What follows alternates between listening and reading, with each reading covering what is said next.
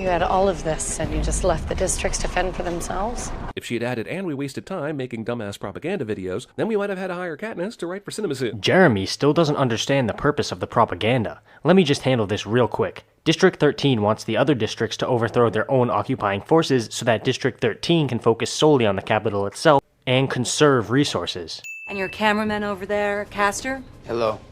And Pollux. Was the screenwriter a big fan of Face Off or something? Also, I've seen enough Star Trek to know that one of these dudes is definitely dying later. Jeremy makes 2 pop culture references that aren't sins of the movie cliché. Just let them see your face. It's real hard for them to see your face when no one is paying attention because they are too busy not dying. But later in this scene, they all divert their attention to her. Wait, what was even the point of this sin in the first place? But suddenly, her presence heals them, just enough to stop writhing with pain so they can look up at her silently. Jesus, you're still failing to understand that Katniss is a figurehead for these people, and as such, they love and respect her. Also, I like the scene way better when it was in Gone with the Wind. Jesus Christ, you already know what this sin is for. We need to find cover now. Where the f*** did that siren come from? Does the janky refugee hospital have radar detection? If they do, it clearly doesn't help them out too much. So the people who rose up against their provincial government and military occupation and presumably stole their tech and weapons are expected not to have radar or sirens? How dumb are you? Where the capital just bombed a hospital filled with unarmed men, women, and children. We don't get to see the moment when they go back to the base and realize her mic was off and they had to overdub all of this. This is an example of a sin where Jeremy makes up some random unfunny joke in order to put a good scene from the movie in his video. Nobody laughed at this joke, let's be honest. BD able to hack into the Capitol's cameras that are omniscient only when it's convenient to the plot? If not, then there's no other explanation for how they got that shot. Yes, he did hack into them. Why do you keep undermining your own points, you dumbass? This is a maddening number of goons required to make sure that no one does anything traitorous. How does the Capitol even pay all their salaries? Oh my. First, that number of peacekeepers is not ridiculous because the government is trying to prevent a literal rebellion. And second, the Capitol has been shown throughout the series to be insanely rich, so that's how they pay their salaries. This plan requires all these dudes to be the worst shots ever. And I guess they left the bomb duty to one dude? What if that one specific guy got shot? Game over, man! Game over! Okay, but the peacekeepers actually did hit a number of the rebels, so they're not as bad as you think. Also, we have no indication whatsoever of how many people had detonators, so you're just randomly assuming that only one guy had one. If we burn, you burn with us! Even though they're being watched around the clock by peacekeepers, they were able to find the time to put landmines in the forest. Maybe the peacekeepers can't see very well through those masks. But we have no idea how they did this though, so it's entirely possible that there was a peacekeeper who was sympathetic towards the rebellion and helped them, or any other number of explanations. Hero now has compassion for all living creatures cliché. That's not a cliché, my man. He's changed so much already. What are they doing now? Sweet. By the looks of it, they are just feeding him a little less. Did you hear that bell sound effect in the middle of the sin? Damn, the editors suck at their job. No GoPro helmet this time? How many different types of cameras do we need to shoot these videos? A lot. I mean, different cameras are used for different purposes, so... Relationship between Gale, Peeta, and Katniss is like a love Bermuda Triangle, because I'm fucking lost. Jeremy is an idiot. That line was originally Necklace of Rope. Which doesn't exist, and also don't make sense in the context of a song about a hanging tree. Wait, what? Did you just say that a necklace of rope doesn't make sense in a song about a hanging tree? Is anybody else hearing this?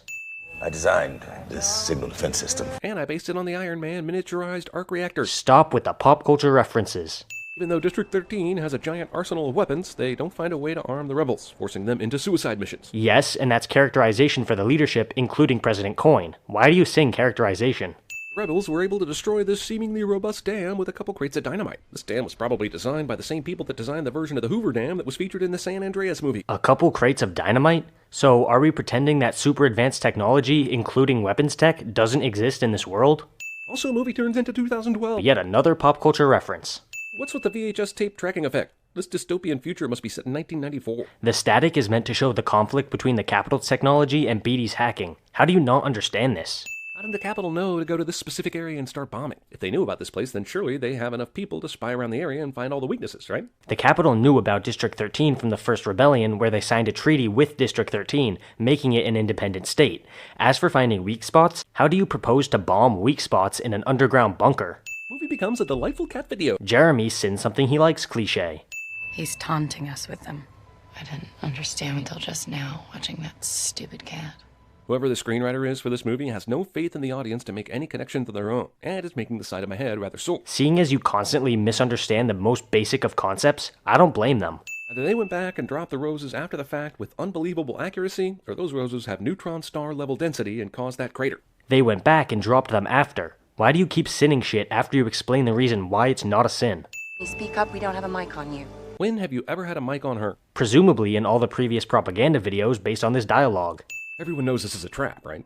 There's no way they could sneak a plane into the Capitol, fly at a very low altitude where anyone could hear them, then aggressively shoot out the top of this building without anyone noticing. It's called a stealth mission, Jeremy. They're under the assumption that their plan is working because it's meant to not attract attention. I never asked to be in the games. Technically, she did. She volunteered. But she only volunteered because her sister was chosen first, so you're purposefully missing her point in order to get a sin. Every gun was back online and on us, and we flew right past them. They let us go.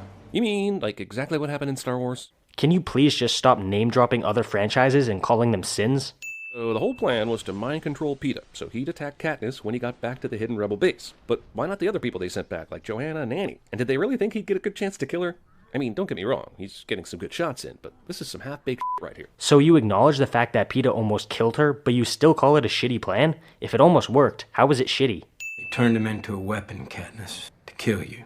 With all this sci-fi going on, why didn't they just turn Peeta into an atomic bomb or something? Or why didn't they make it so they could track him, so they could see where the rebel base is? Oh my god, you dumbass. Turning him into a bomb isn't really an option because they presumably don't have remotely controlled explosives small enough to fit inside Peeta's body. And as for tracking, they already know where District 13 is, you idiot. How do you not get this? That the victors have been liberated. They all seem pretty excited about that, even though only a few days ago they all thought the victors were traitors. They thought that Peter was a traitor, not the others. Your utter stupidity is really hurting my brain. If the Capitol only programmed him to want to kill Katniss, then why is he freaking out in this room by himself? Because the Capitol used Tracker Jacker venom to change his memories of Katniss. He believes that she's a mutt trying to murder him, and he's essentially going insane. Also, I guess this is for the best. If Katniss and Peeta ended up together, their celebrity couple name would be Penis, which is something I think we all want to avoid. Jeremy says boner, I mean penis.